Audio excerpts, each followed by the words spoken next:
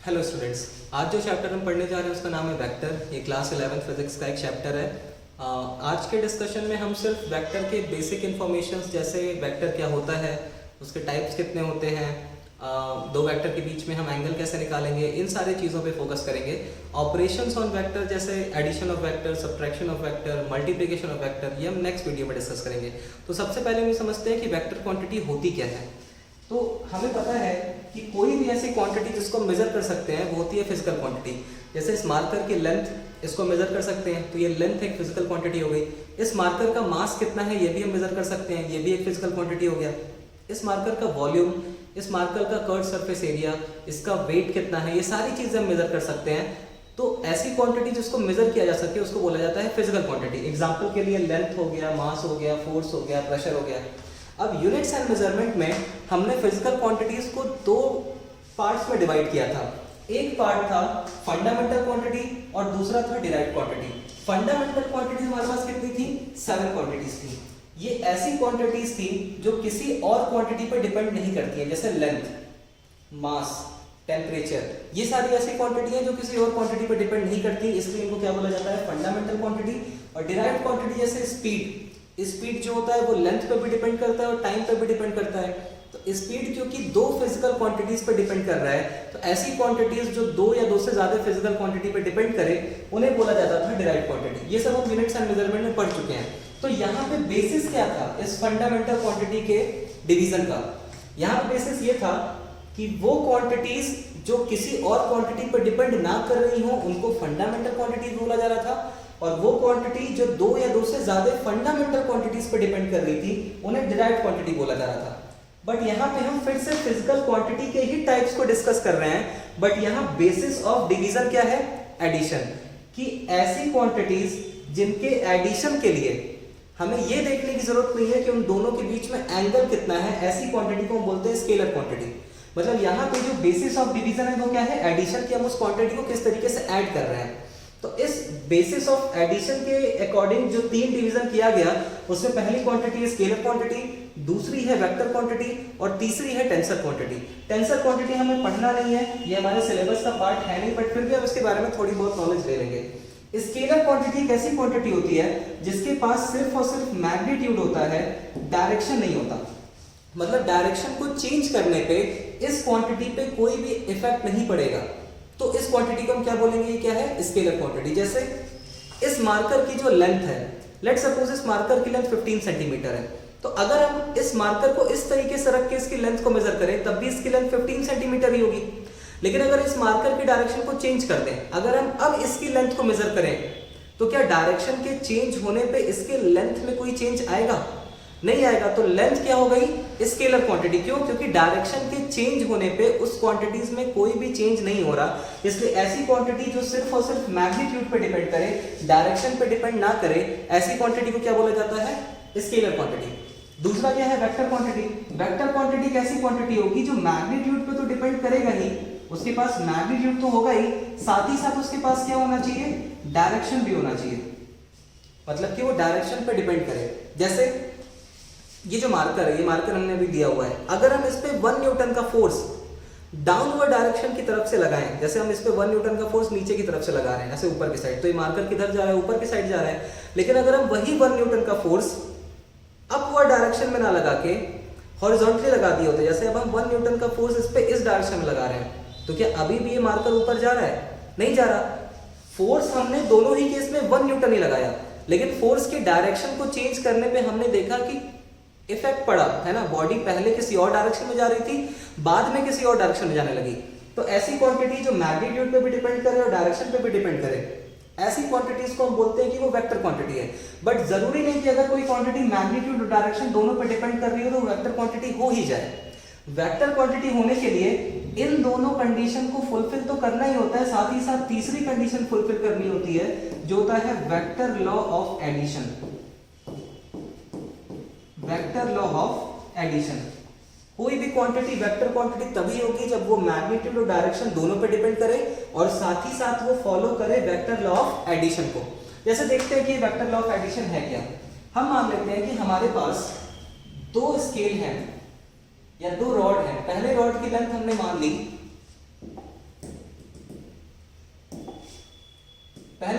Length हमने मान ली L1 और ये कितना है 15 सेंटीमीटर, और दूसरा रॉड हमने यहाँ पे इस तरीके से रख दिया और इसकी लेंथ हमने मान ली कितनी है 10 सेंटीमीटर। अब हमसे ये बोला जाए, और ये दोनों कैसी क्वांटिटी है, स्केलर क्वांटिटी, लेंथ कैसी क्वांटिटी है, स्केलर क्वांटिटी होती है। तो अगर हमसे ये बोल दिया जाता कि हमें इन दोनों लेंथ का एडिशन बताओ, हमें L1 प्लस L2 बताओ, तो क्या हमें ये देखने की जरूरत है कि इन दोनों रॉड के बीच में एंगल कितना है? हमें तो सिंपली ये बोला है ना कि इसकी लेंथ को इसकी लेंथ में ऐड करना है, तो इसके लिए हमें इन दोनों के बीच के एंगल को देखने की जरूरत नहीं है। L1 15 सेंटीमीटर है प्लस L2 10 सेंटीमीटर है, तो जो नेट लेंथ या टोटल लेंथ इन दोनों रॉड की आ रही है वो कितनी आ रही है 25 सेंटीमीटर आ रही है। ये कैसा एडिशन हुआ? अलजेब्रिक एडिशन हुआ, स्केलर एडिशन। स्केलर क्वांटिटी को ऐड करने के लिए हम नॉर्मल एडिशन के रूल को फॉलो करते हैं, अलजेब्रिक एडिशन। इसमें हम ये नहीं देखते कि दोनों क्वांटिटीज जो हमें गिवन है उनके बीच में एंगल कितना है, लेकिन अगर यहीं पे हमें वेक्टर क्वांटिटी को ऐड करना होता, मान लेते हैं कि हमारे पास दो फोर्स दे दिया, पहला फोर्स कितना है 5 न्यूटन का और दूसरा फोर्स हमें दे दिया 16 न्यूटन का। हमारे पास दो फोर्सेस हैं F1 और F2, और अब बोला गया कि ये दोनों फोर्स जिन बॉडी पे लग रहे हैं उस बॉडी पे लगने वाला नेट फोर्स बताओ। हमें बताना है कि नेट फोर्स कितना होगा। मान लो ये दोनों फोर्स किसी बॉडी पे लग रहे हैं, अब हमें पूछा जा रहा है कि उस बॉडी पे नेट फोर्स कितना होगा। तो अब यहाँ पे डिपेंड करेगा आंसर कि उस बॉडी पर नेट फोर्स कितना लग रहा है, किस चीज पे डिपेंड करेगा कि इन दोनों फोर्सेस के बीच में एंगल कितना है। जैसे हम मान लेते हैं कि हमारा पहला केस क्या है कि इन दोनों फोर्सेस के बीच में एंगल कितना है 0 डिग्री। तो इस केस में यहाँ पे अगर कोई एक बॉडी रखी है, इस पे पहला फोर्स अगर इस डायरेक्शन में लग रहा है तो दूसरा फोर्स भी इसी डायरेक्शन में लगेगा, तभी इन दोनों फोर्सेस के बीच में एंगल कितना होगा 0 डिग्री। अब अगर इस बॉडी पे ये दोनों फोर्स सेम डायरेक्शन में लग रहे हैं तो इस बॉडी पे लगने वाला नेट फोर्स कितना हो जाएगा F1 प्लस F2। F1 की वैल्यू कितनी है 5 न्यूटन प्लस F2 की वैल्यू कितनी है 16 न्यूटन, तो इस पे नेट फोर्स कितना आ गया 21 न्यूटन। लेकिन यहीं पे एक केस ऐसा भी हो सकता था कि ये दोनों फोर्स जिस बॉडी पे लग रहे हैं तो वो इस तरीके से लग रहे हैं कि दोनों फोर्स के बीच में जो एंगल है वो कितना है 180 डिग्री। तो इस केस में क्या होगा कि यहाँ पे अगर कोई एक बॉडी रखी हुई है, अगर F1 फोर्स पॉजिटिव डायरेक्शन में या पॉजिटिव एक्स एक्सिस की तरफ लग रहा है तो F2 फोर्स किधर लग रहा होगा, इसके just opposite negative x axis की तरफ। तो अगर हम ये मान लें कि जो पॉजिटिव एक्स एक्सिस की डायरेक्शन है वो कैसी है पॉजिटिव, और नेगेटिव एक्स एक्सिस की तरफ की जो डायरेक्शन है वो कैसी है नेगेटिव डायरेक्शन है। अब अगर यहाँ पे हम लगाएं कि इस पे नेट फोर्स कितना आएगा तो हम क्या लिखेंगे F1 प्लस F2। इस बॉडी पे अगर दो फोर्सेस लग रहे हैं F1 और F2 और इन दोनों का एडिशन बताना है कि इस पे नेट फोर्स कितना आएगा, तो यहाँ पे क्योंकि फोर्स एक वेक्टर क्वांटिटी है तो हमें ये भी बताना पड़ेगा कि इस फोर्स का डायरेक्शन क्या है। तो F1 फोर्स का डायरेक्शन किधर की साइड है पॉजिटिव डायरेक्शन में, इसलिए F1 के मैग्नीट्यूड को हम क्या लिखेंगे पॉजिटिव 5 न्यूटन प्लस F2 किस तरफ लग रहा है नेगेटिव डायरेक्शन में, इसलिए F2 के मैग्नीट्यूड को हम नेगेटिव साइन के साथ पुट करेंगे 16 न्यूटन। तो यहाँ पे ओवरऑल आंसर कितना आ जाएगा -11 न्यूटन। तो हमने देखा कि दो फोर्सेस एक केस में रिजल्टेंट कितना दे रहे हैं 21 न्यूटन और एक केस में रिजल्टेंट कितना दे रहे हैं -11 न्यूटन। ये माइनस बस ये रिप्रेजेंट कर रहा है कि जो हमारा नेट फोर्स होगा वो नेगेटिव डायरेक्शन में लगेगा, क्योंकि F2 बड़ा है F1 छोटा है, तो इस पे नेट फोर्स किधर लगेगा F2 के ही डायरेक्शन में लगेगा, और F2 की जो डायरेक्शन है वो कैसी है नेगेटिव है, इसलिए नेट फोर्स के आगे भी साइन क्या आया है नेगेटिव आया है। अगर हम यहाँ पे यही तीसरा केस बना देते कि इन दोनों के बीच में ये दोनों फोर्सेस जिस बॉडी पे लग रहे हैं वो इस तरीके से लग रहा है कि दोनों फोर्सेस के बीच में एंगल कितना 90 डिग्री। इस केस में क्या हो जाता, अगर हम मान लेते हैं कि F1 फोर्स इस डायरेक्शन में लग रहा है तो F2 फोर्स इसके जस्ट परपेंडिकुलर लग रहा होगा और इन दोनों के बीच में एंगल कितना होगा 90 डिग्री। अब अगर हमसे पूछा जाए कि इन दोनों फोर्स का रिजल्टेंट कितना होगा तो हमें ये पता होना चाहिए कि इनके बीच में एंगल कितना है 90 डिग्री। अगर दोनों फोर्स सेम डायरेक्शन लग रहे थे तो इनका एडिशन बहुत सिंपल था, हमने दोनों को ऐड कर दिया। अगर दोनों फोर्स अपोजिट डायरेक्शन में लग रहे थे तो भी एडिशन बहुत सिंपल था, हमने उन दोनों को सिंपली क्या किया सब्ट्रैक्ट किया। लेकिन अगर दोनों फोर्स ना तो सेम डायरेक्शन में लग रहे हो और ना ही अपोजिट डायरेक्शन में लग रहे हो, किसी एक एंगल पे लग रहे हो 0 डिग्री और 180 के बीच में, तो इनका रिजल्टेंट कैसे निकालेंगे। तो इसके लिए फॉर्मूला क्या होता है कि अगर हमारे पास दो वेक्टर है, मान लेते हैं कि एक वेक्टर A है और दूसरा वेक्टर B है और हमें इन दोनों को ऐड करना है और हमें पता है कि इन दोनों वेक्टर के बीच में एंगल कितना है थीटा। तो इनका जो रिजल्टेंट आएगा, इन दोनों वेक्टर को ऐड करने पे जो नेट रिजल्टेंट आएगा, उस रिजल्टेंट का फॉर्मूला क्या होगा, सिर्फ मैग्नीट्यूड, उस रिजल्टेंट का मैग्नीट्यूड क्या होगा, अंडर रूट पहले वेक्टर के मैग्नीट्यूड का स्क्वायर प्लस दूसरे वेक्टर के मैग्नीट्यूड का स्क्वायर प्लस 2 टाइम्स ऑफ पहले वेक्टर का मैग्नीट्यूड मल्टीप्लाइड बाय दूसरे वेक्टर का magnitude multiplied by cos of angle between these two vectors, कितना है, थीटा। तो अगर हम यहाँ पे क्या लिखा है, ये जो r निकाला है हमने, r क्या निकाला है, अगर वेक्टर a और वेक्टर b किसी दो बॉडी पे लग रहे हैं और हमें इन दोनों वेक्टर को ऐड करना है, तो इनका एडिशन जो आएगा उसका मैग्नीट्यूड कितना होगा, अंडर रूट पहले वेक्टर का स्क्वायर प्लस दूसरे वेक्टर का square plus 2 times of first vector into second vector into cos of angle between vector. तो यहां अगर हम इस केस में यही फॉर्मूला अप्लाई करें तो हमारा रिजल्टेंट फोर्स कितना आ जाएगा, resultant force is equals to first vector का स्क्वायर, जो कि फर्स्ट वेक्टर क्या है F1 प्लस सेकंड वेक्टर का square F2 plus 2 times of first vector into second vector plus cos of angle between both vector. तो यहाँ पे दोनों वेक्टर के बीच में एंगल कितना है, 90 डिग्री, और cos 90 की वैल्यू क्या होती है, 0। तो जैसे ही 0 का मल्टीप्लाई इन सारे टर्म के साथ होगा, ये पूरी की पूरी क्वांटिटी क्या हो जाएगी, 0 हो जाएगी।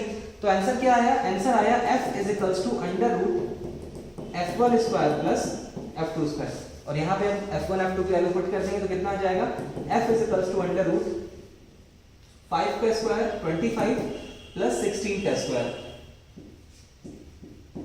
256, जो भी ऐड करने पे आए, ये रिजल्टेंट फोर्स आएगा। तो हमने देखा कि यहां पे अगर हमें दो वेक्टर को ऐड करना है, तो दो वेक्टर को ऐड करने के लिए हमें ये भी पता होना चाहिए कि उन दोनों वेक्टर के बीच में एंगल कितना है। तो क्योंकि, और इस एडिशन को क्या बोलते हैं, इस एडिशन को हम बोलते हैं, ये जो हमें एडिशन का दिख रहा है फॉर्म, इसको बोलते हैं वेक्टर लॉ ऑफ एडिशन। तो क्योंकि वेक्टर जो है वो एक ऐसी क्वांटिटी है जिसको ऐड करने के लिए हमें ये पता होना चाहिए कि उन दोनों वेक्टर के बीच में डायरेक्शन क्या है, और इस एडिशन को क्या बोलते हैं, वेक्टर लॉ ऑफ एडिशन। तो जो भी क्वांटिटी इस लॉ को फॉलो करेगी वो कैसी क्वांटिटी हो जाएगी, वेक्टर क्वांटिटी। जबकि हमने देखा था कि अगर हमारे पास दो रॉड गिवन है और पहले रॉड की लेंथ मान लेते हैं कि 15 सेंटीमीटर है और दूसरे रॉड की लेंथ मान लेते हैं 10 सेंटीमीटर है, तो इन दोनों लेंथ को ऐड करने के लिए हमें ये जानने की जरूरत नहीं है कि उन दोनों के बीच में एंगल कितना है। लेकिन अगर हमारे पास दो फोर्सेस गिवन है, पहला फोर्स 5 न्यूटन और दूसरा फोर्स 16 न्यूटन, तो अगर हमें ये पूछा जाए कि इन दोनों फोर्स को ऐड करना और बताना है कि रिजल्टेंट फोर्स कितना आएगा, तो सबसे पहला क्वेश्चन ये होना चाहिए कि इन दोनों फोर्स के बीच में एंगल कितना है, क्योंकि इन्हीं दोनों फोर्स का रिजल्टेंट अलग अलग केस में अलग अलग आ रहा है। इन दोनों फोर्सेस के बीच में अगर एंगल डिफरेंट होगा तो इन दोनों फोर्सेस का रिजल्टेंट भी क्या आएगा, डिफरेंट आएगा। तो ऐसी क्वांटिटी जिनके पास मैग्नीट्यूड भी हो, डायरेक्शन भी हो और साथ ही साथ वो वेक्टर लॉ ऑफ एडिशन को फॉलो करें, ऐसी क्वांटिटी को हम बोलेंगे कि वो वेक्टर क्वांटिटी है। अगर कोई ऐसी क्वांटिटी जिसके पास मैग्नीट्यूड भी है और डायरेक्शन भी है लेकिन वो वेक्टर लॉ ऑफ एडिशन को फॉलो नहीं कर रहा है, तो ऐसी क्वांटिटी को हम नहीं बोल सकते कि वो वेक्टर क्वांटिटी होगी। फॉर एग्जांपल हम यहाँ पे देखते हैं कि मान लेते हैं कि हमारे पास दो वायर है, इस वायर से करंट आ रही है 2 एम्पियर और इस वायर से करंट आ रही है 3 एम्पियर। अब हमसे पूछा जाए कि बताओ फिर इस वायर से कितनी करंट जा रही होगी। तो अगर इस वायर से 2 एम्पियर की करंट आई है, इस वायर से 3 एम्पियर की करंट आई है, तो ये दोनों करंट ऐड होकर यहाँ पे कितना आ रहा होगा, 5 एम्पियर। और मान लेते हैं कि इन दोनों वायर के बीच में यहाँ पे जो एंगल दिख रहा है वो कितना है, 60 डिग्री। तो अगर हम यहाँ पे इन दोनों वायर के बीच के एंगल को चेंज कर दें, जैसे ये कितना था I1 और ये कितना था I2, तो इन दोनों का रिजल्टेंट यहाँ पे जो I1 प्लस I2 आ रहा है वो कितना आया, 5 एम्पियर। लेकिन अगर हम यहाँ पे इन दोनों के बीच के एंगल को चेंज कर दें, जैसे अगर हम मान लें कि अब I1 जो है अभी भी 2 एम्पियर ही आ रहा है, लेकिन I1 और I2 के बीच का जो एंगल है अब कितना हो गया है, 120 डिग्री। तो क्या एंगल चेंज करने पे I1 प्लस I2 में कोई डिफरेंस आया है, नहीं आया। पहले भी I1 2 एम्पियर था, I2 3 एम्पियर था, I1 प्लस I2 कितना आ रहा था, 5 एम्पियर। लेकिन जब हमने डायरेक्शन को चेंज कर दिया है ना, इन दोनों वेक्टर के बीच के एंगल को चेंज कर दिया, तब भी I1 प्लस I2 कितना आ रहा है, 5 एम्पियर ही आ रहा है। जबकि हम ये देख रहे हैं साफ साफ कि करंट एक ऐसी क्वांटिटी है जिसके पास डायरेक्शन है, करंट उसी डायरेक्शन में जाएगा जिस डायरेक्शन में क्या होगा, वायर। तो हमें पता है कि करंट के पास क्या है, डायरेक्शन। करंट किसी भी डायरेक्शन में नहीं जा सकता, करंट उसी डायरेक्शन में जाएगा जिस डायरेक्शन में वायर होगी। तो करंट के पास मैग्नीट्यूड भी है और साथ ही साथ डायरेक्शन भी है, लेकिन जो ये एडिशन आ रहा है, ये जो एडिशन आ रहा है वो इस चीज पे डिपेंड नहीं कर रहा कि इनके बीच में एंगल कितना है, इन दो क्वांटिटीज के बीच में एंगल कितना है। तो यहां पे हम देख सकते हैं कि हमारे पास कोई ऐसी क्वांटिटी जिसके पास मैग्नीट्यूड भी हो और डायरेक्शन भी हो, जरूरी नहीं कि वो एक वेक्टर क्वांटिटी होगी। वेक्टर क्वांटिटी होने के लिए वेक्टर लॉ ऑफ एडिशन को भी फॉलो करना चाहिए। और टेंसर क्वांटिटी क्या होती है, कोई ऐसी क्वांटिटी जिनको ना तो हम बोल सके कि वो स्केलर क्वांटिटी है, ना ही बोल सके कि वो वेक्टर क्वांटिटी है। ऐसी क्वांटिटी को बोलते हैं कि वो टेंसर क्वांटिटी है सेकंड रैंक की। टेंसर क्वांटिटीज में भी 3 रैंक्स आते हैं। पहला होता है टेंसर क्वांटिटी ऑफ रैंक 0, दूसरा होता है टेंसर क्वांटिटी ऑफ रैंक 1 और तीसरा होता है टेंसर क्वांटिटी ऑफ रैंक 2। तो ऐसी टेंसर क्वांटिटीज जिनका रैंक 0 हो उनको हम सिंपली स्केलर क्वांटिटी ही कहते हैं कि वो स्केलर क्वांटिटी है। क्या स्केलर क्वांटिटी टेंसर क्वांटिटी होती है? हाँ, लेकिन कैसी क्वांटिटी होती है? ऐसी क्वांटिटी, ऐसी टेंसर क्वांटिटी जिसका रैंक क्या हो, 0। रैंक 1, अगर कोई टेंसर क्वांटिटी है जिसका रैंक 1 है, वो कैसी क्वांटिटी होती है? Vector quantity. तो क्या वेक्टर क्वांटिटी टेंसर क्वांटिटी होती है? हाँ, लेकिन वो टेंसर क्वांटिटी जिसका रैंक क्या हो, 1। ऐसी टेंसर क्वांटिटी जिसका रैंक 1 हो उसे हम क्या बोलेंगे कि वो एक वेक्टर क्वांटिटी है। लेकिन ऐसी टेंसर क्वांटिटी जिसका रैंक 2 हो, ऐसी टेंसर क्वांटिटी जिसका रैंक 2 हो उसे ना तो हम स्केलर क्वांटिटी बोल सकते हैं, ना ही वेक्टर क्वांटिटी बोल सकते हैं। तो अगर हमसे पूछा जाए कि करंट कैसी क्वांटिटी है, तो करंट को हम बोलेंगे कि करंट कैसी क्वांटिटी है, स्केलर क्वांटिटी। लेकिन अगर ये पूछा जाए कि करंट टेंसर क्वांटिटी है या नहीं, तो आंसर होना चाहिए कि करंट टेंसर क्वांटिटी तो है, लेकिन टेंसर क्वांटिटी में भी उसका रैंक क्या है, 1। हम ये नहीं बोल सकते कि करंट एक टेंसर क्वांटिटी है, क्योंकि टेंसर क्वांटिटी की 3 रैंक्स होती हैं, 0, 1 और 2। तो करंट एक ऐसी टेंसर क्वांटिटी जिसका रैंक क्या है, 1। वहीं पे अगर हम फोर्स की बात करें कि क्या फोर्स एक टेंसर क्वांटिटी है, तो फोर्स भी एक टेंसर क्वांटिटी है, लेकिन यहां पे हमें लिखना पड़ेगा टेंसर ऑफ रैंक 2। तो ये बेसिस हो गया। अच्छा, रैंक 2 नहीं, sorry, rank 1, tensor quantity of rank 1। तो रैंक 2 का एग्जांपल क्या हो गया? तो ऐसी क्वांटिटीज जो ना तो स्केलर हो ना ही वेक्टर हो, उन्हें हम बोलेंगे कि वो टेंसर क्वांटिटी है रैंक 2 की। एग्जांपल के लिए स्ट्रेस। स्ट्रेस जो होता है वो एक ऐसी क्वांटिटी है जो ना तो स्केलर होती है ना ही वेक्टर होती है, तो वो कैसी क्वांटिटी हो गई? टेंसर क्वांटिटी हो गई रैंक 2 की।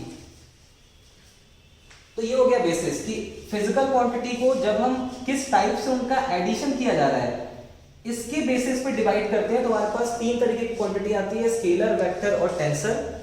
स्केलर क्वांटिटी जिसके पास सिर्फ और सिर्फ मैग्नीट्यूड और डायरेक्शन ना हो, और वो उनका एडिशन जो हो वो कैसा हो, नॉर्मल एडिशन हो, उनका एडिशन नॉर्मल एडिशन हो, अलजेब्रिक एडिशन हो। हमें उनको उन 2 क्वांटिटीज को ऐड करने के लिए ये देखने की जरूरत ना पड़े कि उन दोनों क्वांटिटीज के बीच में एंगल कितना है। एग्जांपल के लिए स्केलर क्वांटिटी का क्या हो जाएगा, लेंथ हो जाएगा, टाइम हो जाएगा। वेक्टर क्वांटिटी का एग्जांपल क्या हो जाएगा, फोर्स हो जाएगा, वेट हो जाएगा, एक्सेलरेशन हो जाएगा, वेलोसिटीज हो जाएंगी। तो ऐसी क्वांटिटी जिनके पास मैग्नीट्यूड भी हो, डायरेक्शन भी हो और साथ ही साथ वो वेक्टर लॉ ऑफ एडिशन को फॉलो करें, ऐसी क्वांटिटी को बोलते हैं कि वो एक वेक्टर क्वांटिटी होगी। और टेंसर क्वांटिटी हमारे सिलेबस में नहीं है। ऐसी क्वांटिटीज जो स्केलर क्वांटिटी होंगी उनको हम बोल सकते हैं कि वो टेंसर क्वांटिटी है रैंक 0 की। ऐसी क्वांटिटी जो वेक्टर क्वांटिटी है उनको हम बोल सकते हैं कि वो टेंसर क्वांटिटी है रैंक 1 की। और ऐसी क्वांटिटी जो ना तो स्केलर और ना तो वेक्टर हो, जैसे स्ट्रेस, उनको हम बोल सकते हैं कि वो टेंसर क्वांटिटी है रैंक 2 की। अब हम देखेंगे इसके बाद रिप्रेजेंटेशन ऑफ वेक्टर, कि वेक्टर को रिप्रेजेंट कैसे किया जाता है।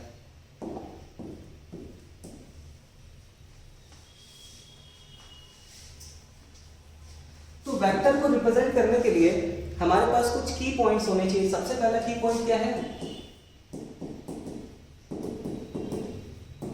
इनिशियल पॉइंट, या फिर इसी को बोला जाता है टेल ऑफ वेक्टर। दूसरा क्या है, टर्मिनल पॉइंट या फिर इसी को बोला जाता है हेड ऑफ वेक्टर, और तीसरा होता है length of vector, length of vector. तो अगर हमारे पास कोई वेक्टर क्वांटिटी है, एग्जांपल के लिए हमारे पास फोर्स जो होती है, फोर्स होती है एक वेक्टर क्वांटिटी, तो वेक्टर क्वांटिटी को लिखने का क्या तरीका है? अगर हमें लेंथ को रिप्रेजेंट करना है, अगर हमें सिर्फ लेंथ को रिप्रेजेंट करना है, तो हम सिंपली क्या लिख देंगे? एल। क्योंकि इसको देख के ऐसा लग रहा है कि ये जो लेंथ है हम आगे क्या लिखने वाले हैं? 15 सेंटीमीटर लिखने वाले हैं, इसमें कोई भी डायरेक्शन नहीं होनी है, यहाँ पे सिर्फ और सिर्फ क्या आना चाहिए? मैग्नीट्यूड आना चाहिए। तो हमने लेंथ को सिंपली कैसे रिप्रेजेंट कर दिया? किस साइन से? एल साइन से। लेकिन हमें पता है कि फोर्स जो होती है वो कैसी क्वांटिटी है? Vector quantity. तो अगर हम सिंपली फोर्स का सिंबल F लिख दें तो देखने में ऐसा लग रहा है कि स्केलर क्वांटिटी का सिंबल और वेक्टर क्वांटिटी का सिंबल सेम है। देखने में ऐसा लग रहा है कि इसके पास भी सिर्फ मैग्नीट्यूड होगा और इसके पास भी सिर्फ मैग्नीट्यूड होगा। तो वेक्टर क्वांटिटीज को स्केलर क्वांटिटीज से डिफरेंट करने के लिए हम वेक्टर क्वांटिटीज जब भी लिखते हैं उसके ऊपर इस तरीके से एक एरो बना देते हैं। यहाँ पे F के ऊपर अगर हमने इस तरीके से एरो बना दिया, इसका मतलब ये जो भी क्वांटिटी है वो कैसी क्वांटिटी है? Vector quantity. तो अगर हमको किसी एक वेक्टर क्वांटिटी A को रिप्रेजेंट करना है तो इसके ऊपर हम क्या बना देंगे? इस तरीके से एरो बना देंगे। अब अगर हमें पता है कि कोई एक फोर्स लग रहा है, मान लेते हैं किसी बॉडी पे फोर्स लग रहा है, force of 3 Newton in east direction. अगर हमने ये मान लिया कि किसी बॉडी पे एक फोर्स लग रहा है, कितने न्यूटन का? 3 न्यूटन का इन ईस्ट डायरेक्शन। तो इसको कैसे हम लिखेंगे? सबसे पहले तो हम फोर्स को वेक्टर फॉर्म में रिप्रेजेंट करेंगे कि हमने F लिखा और उसके ऊपर एक एरो बना दिया, इसका मतलब ये फोर्स वेक्टर लिखा हुआ है। और अब इक्वल टू करके क्या लिखेंगे? 3 न्यूटन। तो ये 3 न्यूटन क्या हुआ? सिर्फ मैग्नीट्यूड इसका। बट यहाँ पे अगर हमने वेक्टर ऊपर लगाया हुआ है, वेक्टर का सिंबल, इसका मतलब इस क्वांटिटीज के पास मैग्नीट्यूड तो होना ही चाहिए, साथ ही साथ डायरेक्शन भी होना चाहिए। तो हम आगे क्या हमें लिखना पड़ेगा? 3 न्यूटन इन ईस्ट डायरेक्शन, 3 न्यूटन इन ईस्ट डायरेक्शन। अगर हमें किसी वेक्टर को लिखना है तो हम, अगर फोर्स को लिखना है क्योंकि फोर्स एक वेक्टर क्वांटिटी है, तो F लिख के उसके ऊपर एक एरो लगा देंगे। इसका मतलब क्या हो गया कि ये क्वांटिटीज जिसके ऊपर एरो लगा हुआ है वो एक ऐसी क्वांटिटी है जिसके पास मैग्नीट्यूड भी है और डायरेक्शन भी। तो अगर हमें F वेक्टर को लिखना है तो सबसे पहले हम क्या लिखेंगे? इसका मैग्नीट्यूड, और उसके आगे क्या लिखेंगे? इसका डायरेक्शन। लेकिन अगर हमें सिर्फ और सिर्फ मैग्नीट्यूड लिखना हो, अगर हमें सिर्फ और सिर्फ मैग्नीट्यूड लिखना हो, तब हम क्या करेंगे? हमने ये देख लिया कि हमारे पास F वेक्टर है 3 न्यूटन इन ईस्ट डायरेक्शन। अगर हमें इस वेक्टर का सिर्फ और सिर्फ मैग्नीट्यूड लिखना होता तो हम लिखते modulus of F vector. Modulus of F vector को कैसे रिप्रेजेंट कर सकते हैं? F वेक्टर के का अगर हम मॉड ले लें, ये जो भी वेक्टर है F वेक्टर, अगर हम इसका मॉड ले लें तो इसका मतलब कि ये जो भी वेक्टर क्वांटिटी है, सिंपली हमसे क्या पूछा जा रहा है? उसका मैग्नीट्यूड। अगर हम F वेक्टर लिखेंगे तो हमें मैग्नीट्यूड भी लिखना पड़ेगा और डायरेक्शन भी लिखना पड़ेगा। लेकिन अगर हम इसी वेक्टर का मॉड ले लें तो इसका मतलब हमसे सिर्फ और सिर्फ क्या पूछा जा रहा है? उसका मैग्नीट्यूड। और इस मैग्नीट्यूड को रिप्रेजेंट करने का एक और तरीका है कि हम सिंपली F लिख दें, उसके ऊपर एरो ना बनाएं। F का मतलब क्या हो गया कि जो भी क्वांटिटी है हमें सिर्फ और सिर्फ उसका क्या लिखना है? मैग्नीट्यूड लिखना है। इसका मतलब कि अगर हमें इसी वेक्टर को लिखना होता तो क्या हम ऐसा लिख सकते थे कि F vector is equals to इस वेक्टर का मैग्नीट्यूड, क्योंकि मैग्नीट्यूड को तो सिर्फ हम F से लिखते हैं, और इसके साथ यहाँ पे हम क्या लिख देते? In east direction where F is equal to 3 newton. तो या तो हम प्रॉपर वे में लिखें कि F vector is equals to 3 newton east direction, या तो हम इस तरीके से लिख दें कि F vector is equals to F क्या रिप्रेजेंट कर रहा है? F रिप्रेजेंट कर रहा है इस वेक्टर का मैग्नीट्यूड, और उसकी डायरेक्शन क्या है? East direction. तो यहाँ पे हमने मैग्नीट्यूड भी लिखा है और साथ ही साथ डायरेक्शन भी लिखा है। यहाँ पे F का मैग्नीट्यूड है कितना? 3 न्यूटन। अब हम बात करते हैं कि हम किसी भी वेक्टर क्वांटिटीज को रिप्रेजेंट करेंगे कैसे। ये हम पहले ही जान गए कि अगर हमें किसी क्वांटिटीज जो कि एक वेक्टर क्वांटिटी उसको लिखना है तो उसके ऊपर एक एरो बनाना पड़ेगा, और वो किसके बराबर होगा? उस वेक्टर का मैग्नीट्यूड मल्टीप्लाइड बाय, या फिर उसी के आगे क्या लिखेंगे? उसकी डायरेक्शन। जहां पे जो मैग्नीट्यूड होता है किसी भी वेक्टर का जो मैग्नीट्यूड होता है वो होता है मॉडुलस ऑफ दैट वेक्टर, जिसको हम सिंपली इसके ऊपर से ये वेक्टर या जो एरो बना हुआ है उसको हटा के भी रिप्रेजेंट कर सकते हैं। अब हमें देखना है कि किसी वेक्टर को हम रिप्रेजेंट कैसे करेंगे। तो हमने यहाँ पे देखा कि वेक्टर को रिप्रेजेंट करने के लिए तीन चीजों की रिक्वायरमेंट होती है। पहला इनिशियल पॉइंट, दूसरा टर्मिनल पॉइंट और तीसरा लेंथ ऑफ वेक्टर। तो अगर हमको किसी एक वेक्टर को रिप्रेजेंट करना है तो सबसे पहले हमें उस वेक्टर का क्या बनाना होगा, टेल बेसिकली क्या है, इनिशियल पॉइंट। फिर हम बनाएंगे उस वेक्टर की लेंथ को कैसे बनाएंगे, लेंथ ऑफ वेक्टर जो होता है वो बेसिकली क्या रिप्रेजेंट करता है, मैग्नीट्यूड। वेक्टर का जो लेंथ होता है कि हम कितना बड़ा वेक्टर बना रहे हैं वो क्या रिप्रेजेंट करता है, उसका मैग्नीट्यूड कितना है। तो अगर इस वेक्टर का मैग्नीट्यूड बहुत ज्यादा होगा तो हमें ये लेंथ भी बहुत ज्यादा बनानी पड़ेगी। अगर इस वेक्टर का मैग्नीट्यूड कम होगा तो हम इसका लेंथ भी कम बनाएंगे। तो लेंथ कैसे बनाते हैं वेक्टर का जो लेंथ बनाना है वो इस चीज पर डिपेंड करेगा कि उस वेक्टर का मैग्नीट्यूड कितना है। और आखिरी में जो इसका टर्मिनल पॉइंट होता है उसे हम क्या बोलते हैं, हेड। टर्मिनल पॉइंट को हम क्या बोलते हैं, हेड। तो एक होता है इनिशियल पॉइंट जिसे बोला जाता है टेल ऑफ वेक्टर, एक होता है टर्मिनल पॉइंट जो होता है हेड ऑफ वेक्टर, और उसको हम किससे रिप्रेजेंट करते हैं, एरो से, एक एरो से इसको रिप्रेजेंट करते हैं। और बीच का जो हिस्सा होता है इसे हम बोलते हैं लेंथ ऑफ वेक्टर। और लेंथ ऑफ वेक्टर क्या रिप्रेजेंट करता है, लेंथ ऑफ वेक्टर रिप्रेजेंट करता है उस वेक्टर का मैग्नीट्यूड। तो हम अगर मान लें कि हमें इसी फोर्स को, हमें जो फोर्स गिवन था, हमें फोर्स क्या गिवन था, F is equal to 3 Newton in east direction. हमें इस वेक्टर को रिप्रेजेंट करना था, F is equals to 3 Newton in east direction. तो हम जो वेक्टर की लेंथ बनाएंगे वो कुछ इस तरीके से बनाएंगे कि ये जो लेंथ है जो बेसिकली क्या रिप्रेजेंट करती है, मैग्नीट्यूड। वो लेंथ को देखते ही क्या पता चल जाए कि इस फोर्स का मैग्नीट्यूड कितना है, 3 Newton.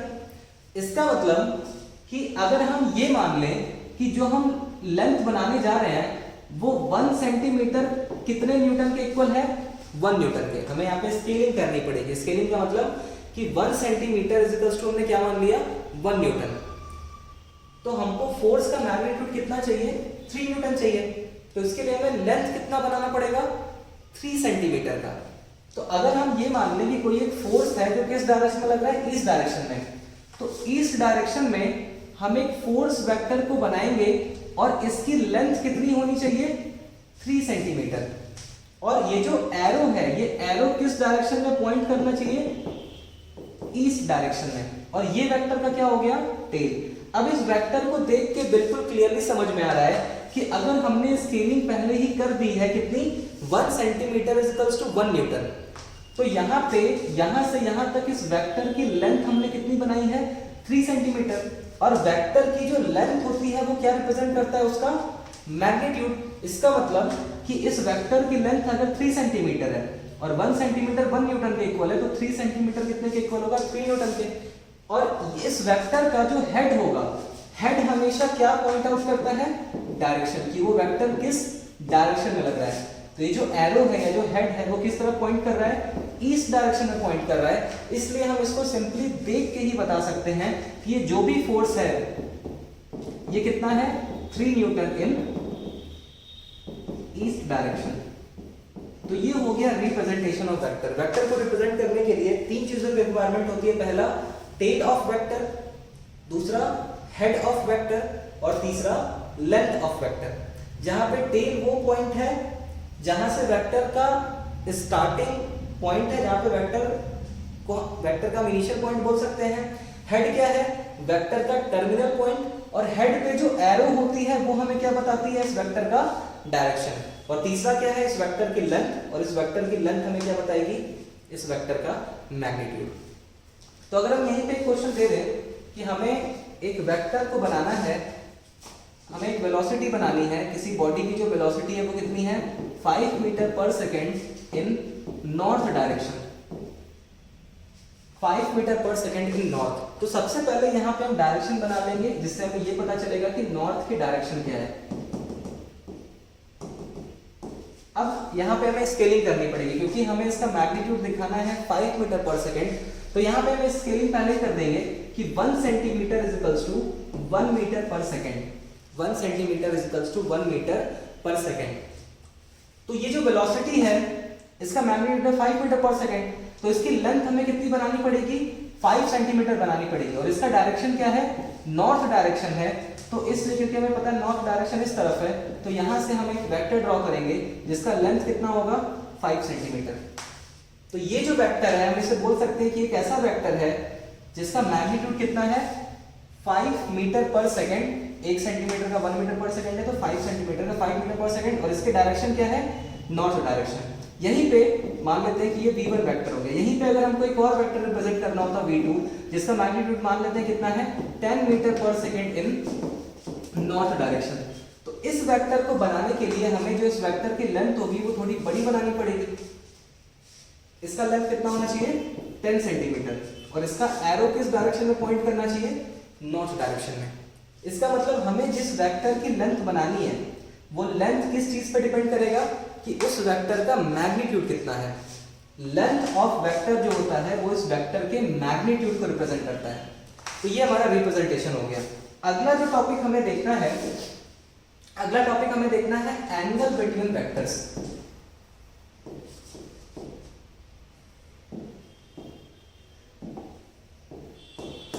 Angle between vectors. Angle between vector में हमें दो वेक्टर के बीच में एंगल बताना है। तो यहाँ पे सबसे पहले हम देखेंगे कि अगर दो वेक्टर टेल टू टेल जुड़े हों तब उनके बीच में एंगल कितना होगा। पहले ही बता देते हैं हम यहाँ पे कि बेसिकली किसी भी तरीके से वेक्टर जुड़े हों, हमें एंगल बिटवीन वेक्टर निकालने के लिए एंगल बिटवीन देयर डायरेक्शन देखना होता है। हम सिंपली हमें कैसा भी वेक्टर दिया हुआ हो, वो किस भी तरीके से अटैच हो, टेल टू टेल अटैच हो, हेड टू टेल अटैच हो, हमें सिंपली देखना है कि उन दोनों वेक्टर के डायरेक्शन के बीच में कितना एंगल है। पहले हम स्टार्ट करते हैं टेल टू टेल से। मान लेते हैं कि हमारे पास दो वेक्टर है, एक वेक्टर ए है और दूसरा वेक्टर बी है, और हमें इन दोनों वेक्टर के बीच का एंगल बताना है। तो ये दोनों ही वेक्टर कैसे जुड़े हुए हैं, टेल टू टेल।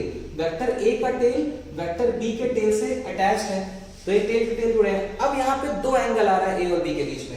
एक ये एंगल जिसको हम बोलेंगे कि ये एंगल कितना है, θ1, और ए और बी के बीच में दूसरा एंगल भी यहाँ पे आ रहा है जिसको हम क्या बोल सकते हैं कि एंगल कितना है, θ2।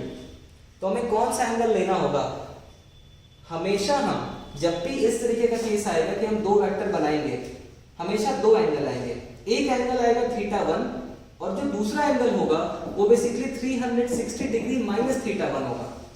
तो हमें इन दोनों में से वही एंगल लेना है जो स्मॉलर है, स्मॉलर एंगल। तो यहां पे हमें साफ साफ दिख रहा है कि θ1 जो है वो लेस देन है θ2 से। तो इसलिए इस केस में एंगल बिटवीन वेक्टर कितना हो गया, θ1। जैसे दूसरा एग्जांपल अगर हम मान लेते हैं कि यहाँ पे हमारे पास एक वेक्टर बी है और यहाँ पे हमारे पास एक वेक्टर ए है, और इन दोनों वेक्टर के बीच में यहाँ पे ये एंगल दिया हुआ है, मान लेते हैं 240 डिग्री। तो हमें बताना है कि इन दोनों वेक्टर के बीच में एंगल कितना है। तो अगर ये एंगल तो पूरा का पूरा 240 डिग्री है, तो बचा हुआ ये एंगल कितना होगा, 120 डिग्री। तो हमें तो इन दोनों में से वो एंगल लेना होता है जो स्मॉलर है। तो यहाँ पे क्योंकि वेक्टर टेल टू टेल जुड़े हुए हैं, तो हम वो वाला एंगल लेंगे जो स्मॉलर होगा। इस केस में एंगल कितना है, 120 डिग्री। तो एंगल बिटवीन वेक्टर इस केस में कितना हो जाएगा, 120 डिग्री। ये केस फर्स्ट हो गया जब वेक्टर टेल टू टेल जुड़े हों। केस सेकंड क्या होगा, जब वेक्टर हेड टू हेड जुड़े हों।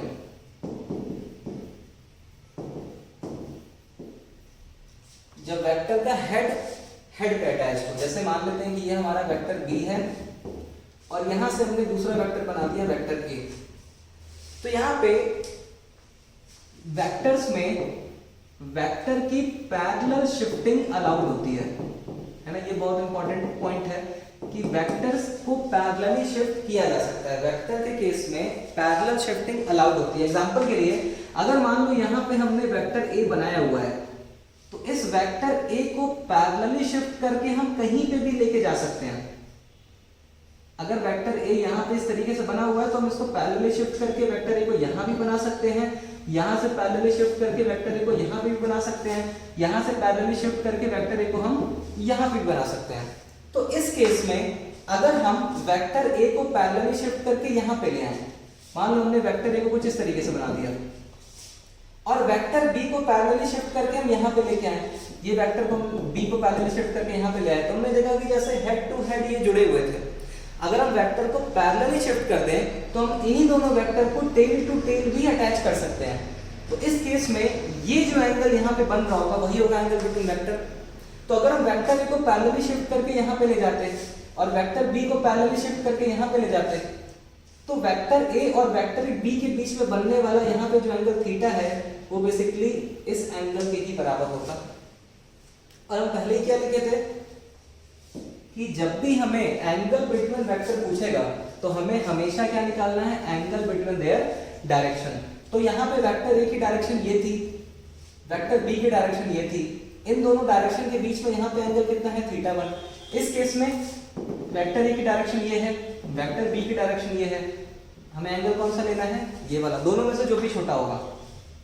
और इस केस में वेक्टर ए की डायरेक्शन ये है, वेक्टर बी की डायरेक्शन ये है, और इनके बीच में ये एंगल यहाँ पे जो बन रहा है वही क्या होगा, एंगल बिटवीन वेक्टर। तो ये दूसरा केस हो गया जब वेक्टर कैसे जुड़े हो, हेड टू हेड। और लास्ट केस, थर्ड केस, जब वेक्टर कैसे अटैच्ड हो, हेड टू टेल।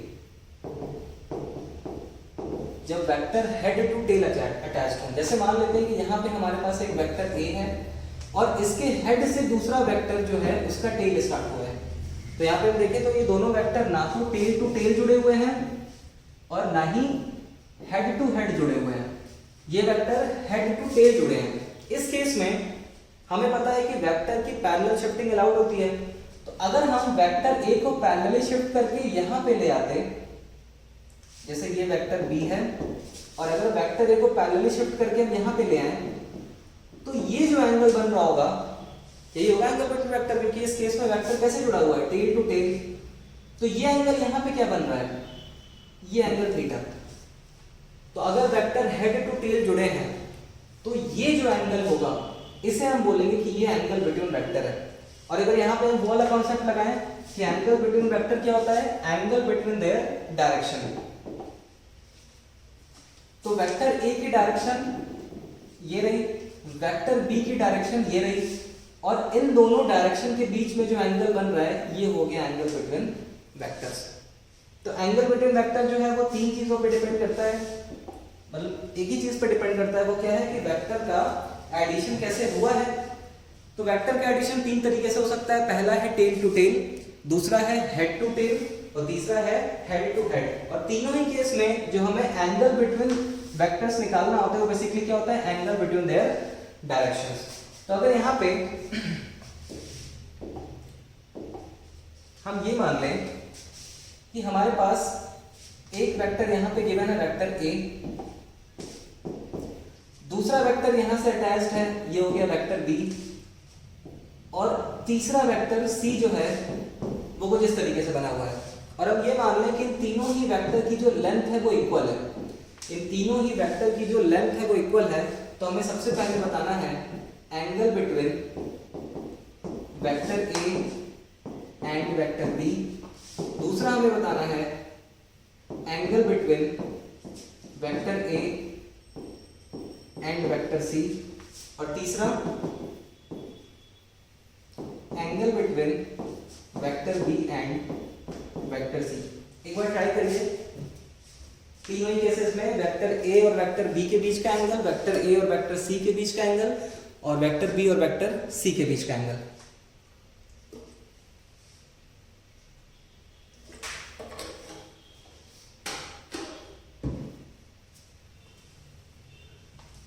तो यहां पे पहला केस क्या है, वेक्टर ए और वेक्टर बी के बीच का एंगल निकालना है। वेक्टर ए और वेक्टर बी कुछ इस तरीके से बने हुए हैं, तो एक ऐसा केस है हेड टू टेल, और हेड टू टेल के केस में वेक्टर ए जो है उसके डायरेक्शन और वेक्टर बी के बीच का जो एंगल होता था वो यहाँ पे बनता था। इसका मतलब कि ये जो एंगल होगा यही होगा angle between vector A and vector B. और अगर ये तीनों ही साइड इक्वल हैं और ये ट्रायंगल क्या हो जाएगा फिर, इक्विलैटरल ट्रायंगल, तो ये सभी एंगल कितने हो जाएंगे, 60 डिग्री हो जाएंगे। तो अगर ये एंगल 60 डिग्री है तो बचा हुआ एंगल कितना होगा, 180 डिग्री माइनस 60 डिग्री मतलब 120 डिग्री।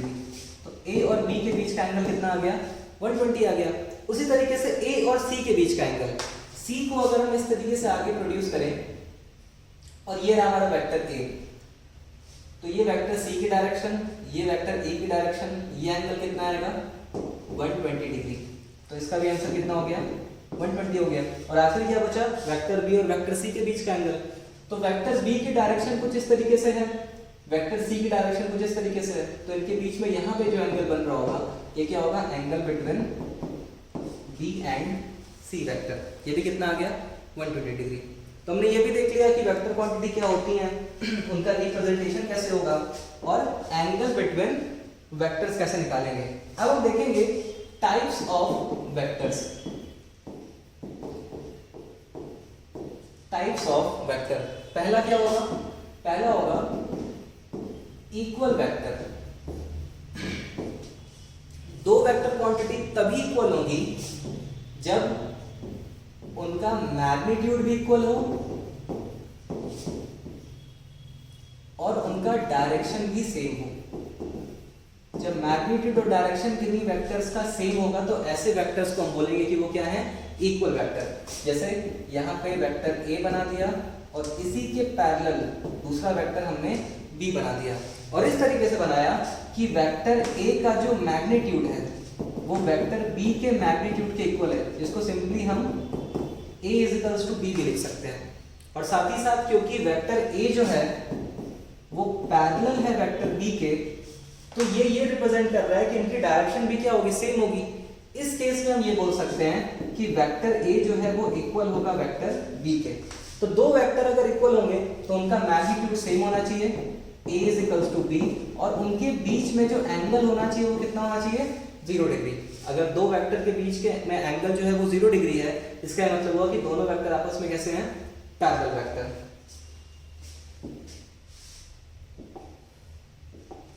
दूसरा जो है वो है नेगेटिव वेक्टर। नेगेटिव वेक्टर्स वो वेक्टर्स होंगे जिनका मैग्नीट्यूड तो सेम होगा, जिनका मैग्नीट्यूड सेम होगा, मतलब vector a is equals to vector b, लेकिन उनकी जो डायरेक्शन होगी वो डिफरेंट होगी। और किस तरीके से डिफरेंट होगी, कि वो बिल्कुल अपोजिट होंगे। जैसे अगर हम यहाँ पे बना दें कि ये वेक्टर a है, तो दूसरा वेक्टर का मैग्नीट्यूड तो सेम होगा लेकिन उसकी डायरेक्शन जो होगी वो जस्ट रिवर्स होगी। इसका मतलब कि उनके बीच में, उन दोनों वेक्टर के बीच में एंगल कितना होना चाहिए, 180 डिग्री। अगर यहाँ पे हम वेक्टर ए को बनाए पैरेलली शिफ्ट करके, क्योंकि वेक्टर की पैरेलल शिफ्टिंग अलाउड होती है, वेक्टर ए को पैरेलली शिफ्ट करके यहाँ पे ले आए, वेक्टर बी को पैरेलली शिफ्ट करके अगर हम यहाँ पे ले आए, तो हम ये देखेंगे कि दोनों वेक्टर जो है वो टेल टू टेल जुड़े हुए हैं। और टेल टू टेल के केस में ये जो एंगल होता है इसे बोलते हैं एंगल बिटवीन वेक्टर। तो यहाँ पे कितना बन रहा है, 180 डिग्री। तो अगर दो वेक्टर हैं जिनकी डायरेक्शन बिल्कुल अपोजिट है, तो उन दोनों वेक्टर के बीच का जो एंगल होगा वो कितना होगा, 180 डिग्री। इस केस में हम बोलेंगे कि वेक्टर ए जो है वो इक्वल है माइनस ऑफ वेक्टर बी के। Vector A is equal to minus of vector B. ये माइनस ये रिप्रेजेंट कर रहा है कि जो डायरेक्शन वेक्टर ए की है, वेक्टर बी की डायरेक्शन उसका जस्ट अपोजिट है। तो ऐसे वेक्टर जिनका मैग्नीट्यूड सेम होगा लेकिन उनकी डायरेक्शन अपोजिट होगी, उन दोनों वेक्टर के बीच में एंगल कितना होना चाहिए, 180 डिग्री होना चाहिए। ऐसे वेक्टर को हम बोलते हैं कि वो कैसे वेक्टर हैं, नेगेटिव वेक्टर। अगला हो जाएगा पैरेलल वेक्टर।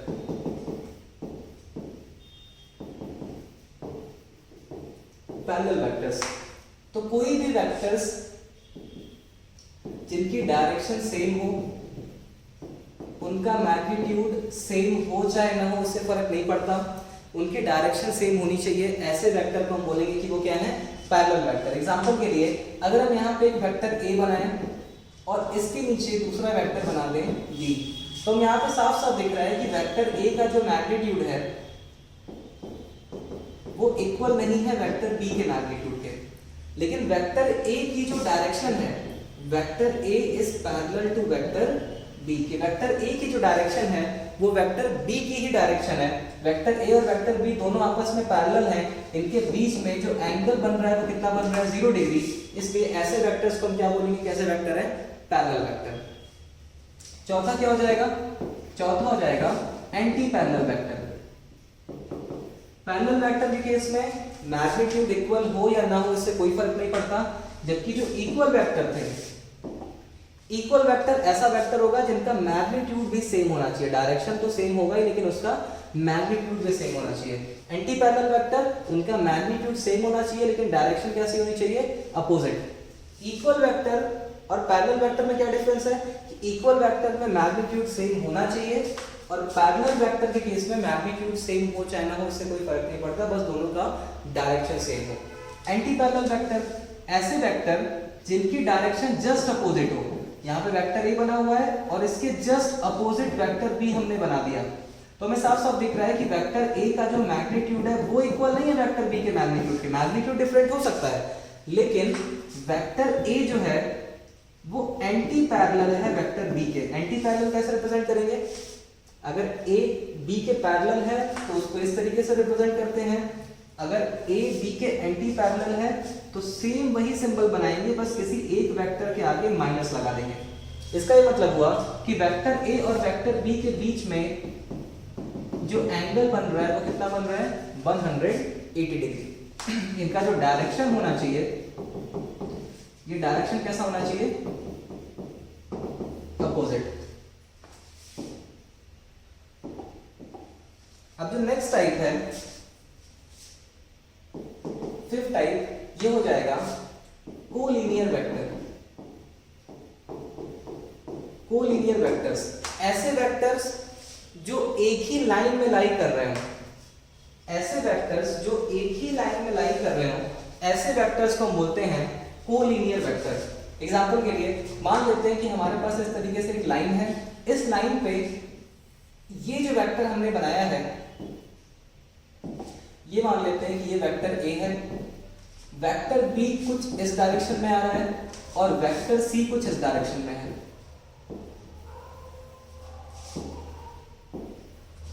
तो ये जो वेक्टर्स हो जाएंगे, ऐसे वेक्टर को क्या बोलेंगे, कोलिनियर वेक्टर। वो सारे वेक्टर जो एक ही लाइन पे लाई कर रहे हैं, वो सभी वेक्टर जो एक ही लाइन पे लाई कर रहे हो, ऐसे वेक्टर्स को हम बोलते हैं कोलिनियर वेक्टर। और अगर हम इन तीनों वेक्टर की हेल्प से एक ट्रायंगल को फॉर्म करने की कोशिश करें तो उस ट्रायंगल का एरिया कितना आएगा, 0।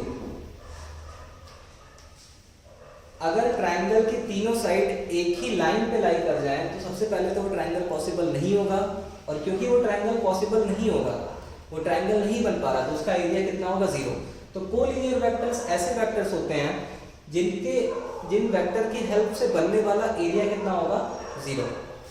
इसके बाद जो नेक्स्ट टाइप है यह है कोप्लेनर वेक्टर।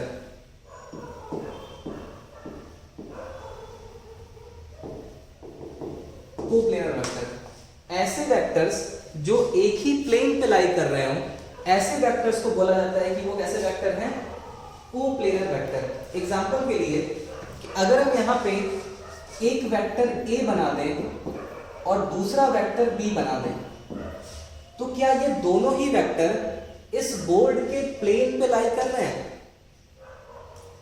तो इसलिए ए और बी क्योंकि सेम प्लेन पे लाई कर रहे हैं, ये दोनों कैसे हो जाएंगे, कोप्लेनर वेक्टर। लेकिन यहीं पे अगर हम एक तीसरा वेक्टर इस तरीके से बना दें, ये एक वेक्टर बाहर के साइड निकला हुआ है, तो क्या ये वेक्टर भी इसी प्लेन पे लाई कर रहा है, बोर्ड के प्लेन पे नहीं, ये इस प्लेन के बाहर आया है।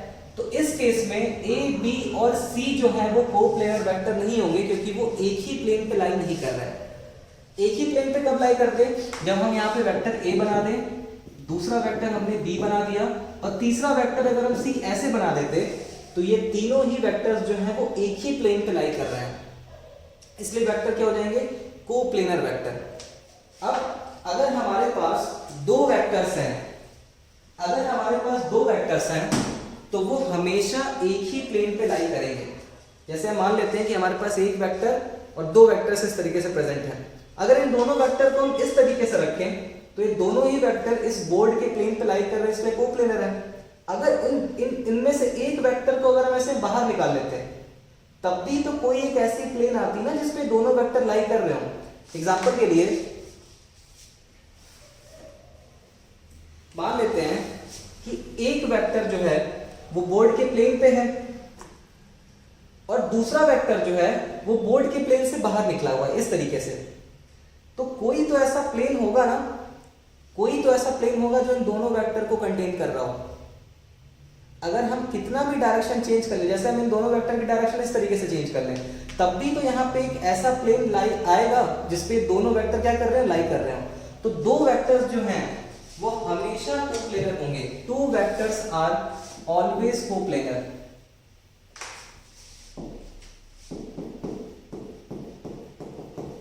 To vectors are always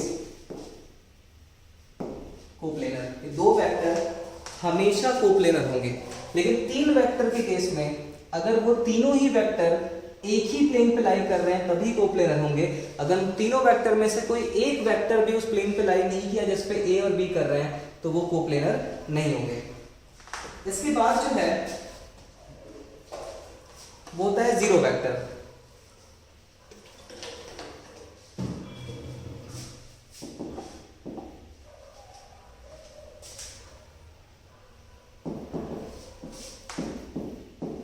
zero vector और नल वेक्टर, कोई ऐसा वेक्टर जिसका मैग्नीट्यूड जीरो हो।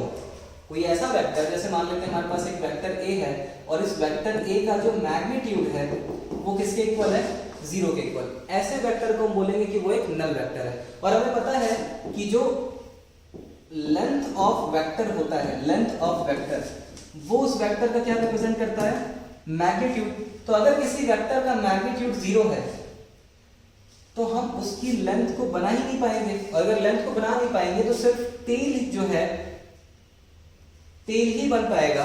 क्योंकि अगर हम यहां से थोड़ी सी भी लेंथ बनाएंगे तो वो लेंथ किसको रिप्रेजेंट करेगा, उस वेक्टर के मैग्नीट्यूड को। जबकि इस केस में मैग्नीट्यूड कितना है, जीरो। तो ये वेक्टर सिर्फ एक पॉइंट बनेगा जिसकी कोई भी डायरेक्शन नहीं होगी, है ना, नो डायरेक्शन। तो जीरो वेक्टर एक ऐसा वेक्टर होता है जिसके पास कोई भी डायरेक्शन नहीं होती है। तो अगर हम यहाँ पे ये मान लें कि हमारे कोई एक बॉडी है जिसपे दो फोर्स लग रहा था, एक 2 न्यूटन का फोर्स लग रहा था ईस्ट डायरेक्शन में और दूसरा फोर्स लग रहा था 2 न्यूटन का वेस्ट डायरेक्शन में। तो इस पे लगने वाला नेट फोर्स क्या होगा, F1 plus F2, 2 Newton plus -2 Newton, क्योंकि दोनों फोर्स की डायरेक्शन अपोजिट है। अगर एक फोर्स को हम पॉजिटिव मान रहे हैं तो दूसरे को क्या मानना पड़ेगा, नेगेटिव। तो यहाँ पे नेट फोर्स कितना आ गया, जीरो आ गया। यही जो नेट फोर्स आ रहा है इसको हम क्या बोल सकते हैं, जीरो वेक्टर। तो ऐसा वेक्टर जिसका मैग्नीट्यूड जीरो हो, जिसको सिर्फ पॉइंट से रिप्रेजेंट किया जा सके, जिसके पास कोई भी डायरेक्शन ना हो, ऐसे वेक्टर को हम बोलते हैं कि वो क्या है, जीरो वेक्टर। इसके बाद क्या आएगा, इसके बाद आएगा को इनिशियल वेक्टर। एथ टाइप है को इनिशियल वेक्टर। को इनिशियल वेक्टर मतलब कि जितने भी वेक्टर हैं उनका जो इनिशियल पॉइंट हो वो सेम हो। वेक्टर ए, वेक्टर बी और वेक्टर सी, तीनों का ही जो इनिशियल पॉइंट है वो ओ ही है। तो ये तीनों ही वेक्टर क्या हो जाएंगे, को इनिशियल वेक्टर हो जाएंगे, है ना, सिंपल सा था। सारे वेक्टर्स का अगर इनिशियल पॉइंट सेम हुआ तो ऐसे वेक्टर्स को हम क्या बोलेंगे, को इनिशियल वेक्टर। अब सबसे इंपॉर्टेंट वेक्टर आ रहा है। वेक्टर्स के टाइप में जो सबसे इंपॉर्टेंट वेक्टर है उसे हम बोलते हैं यूनिट वेक्टर। यूनिट वेक्टर सबसे इंपॉर्टेंट है। यूनिट का मतलब होता है 1। यूनिट का मतलब होता है 1। तो ऐसा वेक्टर जिसका मैग्नीट्यूड 1 हो, ऐसा वेक्टर जिसका मैग्नीट्यूड क्या हो, 1 हो, ऐसे वेक्टर को हम बोलते हैं यूनिट वेक्टर। और अगर हम बिल्कुल बेसिक लैंग्वेज में समझें तो यूनिट वेक्टर का काम होता है used for giving direction to another vectors. कि यूनिट वेक्टर को क्यों यूज करते हैं। यूनिट वेक्टर एक ऐसा वेक्टर होगा जिसका मैग्नीट्यूड 1 होगा, लेकिन उसको यूज किया जाता है दूसरे वेक्टर्स को डायरेक्शन देने के लिए। यूनिट वेक्टर को यूज करते हैं हम ताकि और जो डिफरेंट वेक्टर हैं उनको हम डायरेक्शन दे पाए। तो अगर हम ये बोल दें कि हमें एक फोर्स को लिखना है, ये फोर्स मान लेते हैं F वेक्टर है, और हमें गिवन है कि इस F वेक्टर का जो मैग्नीट्यूड है वो कितना है 5 न्यूटन। इस F वेक्टर का मैग्नीट्यूड कितना है 5 न्यूटन है, और अब हमें इस F वेक्टर को रिप्रेजेंट करना है। तो इस F वेक्टर को रिप्रेजेंट करने के लिए यहाँ पे हमें इसका मैग्नीट्यूड भी लिखना होगा और मल्टीप्लाइड बाय इसका डायरेक्शन भी लिखना होगा। लेकिन हमें ये नहीं पता कि इस F वेक्टर की डायरेक्शन क्या है।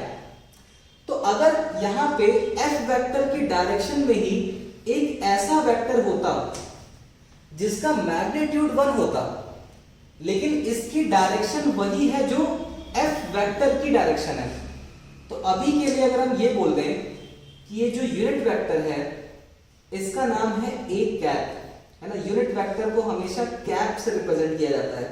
तो यहाँ पे जो यूनिट वेक्टर आया है, फिलहाल के लिए हम इसका नाम मान लेते हैं कितना है a कैप। तो क्या a कैप की डायरेक्शन वही है जो F फोर्स की डायरेक्शन है? और अगर इन दोनों की डायरेक्शन सेम है तो हमें फोर्स का मैग्नीट्यूड तो पहले से पता है कितना है 5 न्यूटन।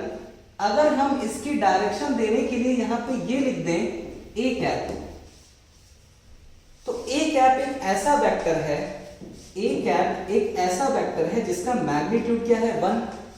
तो अगर हम इस वेक्टर को जिसका मैग्नीट्यूड 1 है उसका मल्टीप्लाई फोर्स के मैग्नीट्यूड से करा दें, तो इसका यही मतलब हुआ कि हम इसके मैग्नीट्यूड में किसका मल्टीप्लाई करा रहे हैं 1 का, क्योंकि ये जो a कैप वेक्टर है उसका मैग्नीट्यूड क्या है 1। तो जब 1 इस मैग्नीट्यूड में मल्टीप्लाई होगा तो वो इस मैग्नीट्यूड को तो नहीं चेंज कर पाएगा, लेकिन अब यहाँ पे आगे मल्टीप्लाई में क्योंकि a कैप लिखा हुआ है तो हमें ये पता चल गया कि फोर्स की वही डायरेक्शन होगी जो a कैप की डायरेक्शन है। यहाँ पे हमने a कैप को यूज किया है फोर्स को डायरेक्शन देने के लिए। और इस यूनिट वेक्टर का ही क्यों यूज कर रहे हैं? क्योंकि यूनिट वेक्टर का मैग्नीट्यूड 1 होता है, और इस वेक्टर को जब हम किसी फोर्स के मैग्नीट्यूड से मल्टीप्लाई कराएंगे तो वो उस मैग्नीट्यूड को चेंज नहीं करेगा, क्योंकि इसका खुद का मैग्नीट्यूड कितना था 1, और 5 में 1 का मल्टीप्लाई होगा तो फाइनली आंसर कितना आएगा 5 न्यूटन a कैप। जहां पे हमें ये साफ साफ पता चल गया कि ये जो फोर्स है इसका मैग्नीट्यूड कितना है 5 न्यूटन है, और इसकी वही डायरेक्शन है जो डायरेक्शन किसकी है a कैप की। तो यहाँ पे जो हमने a कैप को यूज किया है वो फोर्स को डायरेक्शन देने के लिए यूज किया है। एग्जांपल के लिए अगर हम मान लें कि हमारे पास x और y एक्सिस है, और हम ये मान लें कि x एक्सिस के डायरेक्शन में जो यूनिट वेक्टर है उसको i कैप से रिप्रेजेंट किया जाएगा। i कैप क्या हो गया? i कैप हो गया यूनिट वेक्टर इन x डायरेक्शन, और y डायरेक्शन में जो यूनिट वेक्टर है y डायरेक्शन में उसको हम रिप्रेजेंट कर रहे हैं j कैप से। j कैप क्या हो गया? j कैप हो गया यूनिट वेक्टर इन y डायरेक्शन। अब अगर हमको कोई ऐसा फोर्स रिप्रेजेंट करने को दे दिया जाए, फोर्स 10 न्यूटन इन x डायरेक्शन, अगर हमें ये बोल दिया जाए कि हमें 10 न्यूटन के फोर्स को रिप्रेजेंट करना है जो किस डायरेक्शन में लग रहा हो, x डायरेक्शन में लग रहा हो, तो हमें ये पता है कि x डायरेक्शन में यूनिट वेक्टर क्या है i कैप।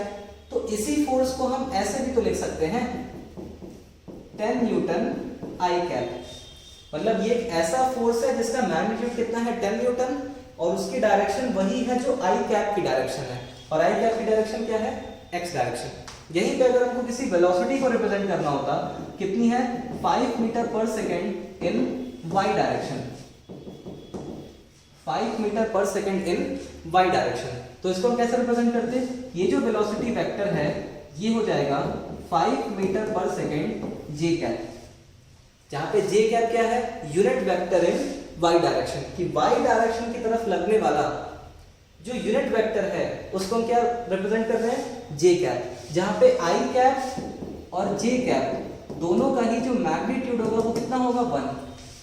तो यहाँ पे इस वेलोसिटी वेक्टर को डायरेक्शन देने के लिए हमने जिस वेक्टर का यूज किया है वो क्या है यूनिट वेक्टर। इस फोर्स को डायरेक्शन देने के लिए जिस वेक्टर का यूज किया है वो भी क्या है, यूनिट वेक्टर, और यूनिट वेक्टर का मैग्नीट्यूड कितना होगा, 1। तो अब हम यहां पे अगर रिप्रेजेंटेशन की बात करें तो हमें पता है कि अगर हमारे पास कोई एक वेक्टर ए है, हमारे पास अगर कोई एक वेक्टर ए है, तो इसी ए वेक्टर के डायरेक्शन में अगर हमको यूनिट वेक्टर लिखना है तो क्या लिख सकते हैं, ए कैप, कि ए कैप एक ऐसा यूनिट वेक्टर है जिसकी डायरेक्शन वही है जो ए वेक्टर की डायरेक्शन है। तो ए वेक्टर को लिखने का क्या तरीका हो गया, ए वेक्टर को हम लिख सकते हैं वेक्टर ए का magnitude multiplied by A cap. Vector A जो है उसके पास मैग्नीट्यूड भी है और डायरेक्शन भी है, तो वेक्टर ए को हम कैसे लिख सकते हैं, इसका मैग्नीट्यूड मल्टीप्लाइड बाई इसका डायरेक्शन। यहां पे ए कैप क्या है, ए कैप है unit vector in direction of vector ए। तो यहां से अगर हम इस मैग्नीट्यूड को जो कि ए कैप के साथ मल्टीप्लाइड में है, अगर हम इसको एलएचएस में भेज दें तो vector A divided by magnitude of vector A is equals to A cap. तो किसी भी वेक्टर के डायरेक्शन में, किसी भी वेक्टर के डायरेक्शन में अगर हमको यूनिट वेक्टर निकालना है तो उसके लिए हम उस वेक्टर को उसके ही मैग्नीट्यूड से डिवाइड कर देंगे। अगर हमको किसी भी वेक्टर के डायरेक्शन में, ए वेक्टर के डायरेक्शन में अगर हमको यूनिट वेक्टर निकालना है तो अगर हम वेक्टर ए को उसके ही मैग्नीट्यूड से डिवाइड कर दें तो हमें पता चल जाएगा कि उस वेक्टर के डायरेक्शन में यूनिट वेक्टर क्या है। इसे अभी हम और एग्जांपल के साथ देखेंगे, लेकिन ये चीज समझने के लिए हमें जो एक टॉपिक पढ़ना पड़ेगा वो पढ़ना पड़ेगा ऑर्थोगोनल यूनिट वेक्टर्स।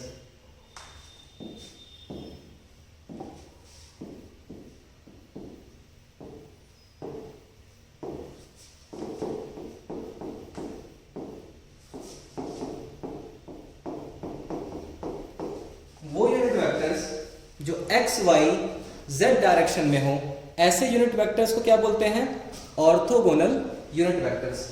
मान लेते हैं कि हमारे पास 3 कोऑर्डिनेट एक्सेस है, x, y और z। x डायरेक्शन में जो यूनिट वेक्टर होगा उसको रिप्रेजेंट करेंगे हम i कैप से, y डायरेक्शन में जो यूनिट वेक्टर होगा उसको रिप्रेजेंट करेंगे j कैप से, और z डायरेक्शन में जो यूनिट वेक्टर होगा उसको रिप्रेजेंट करेंगे k कैप से।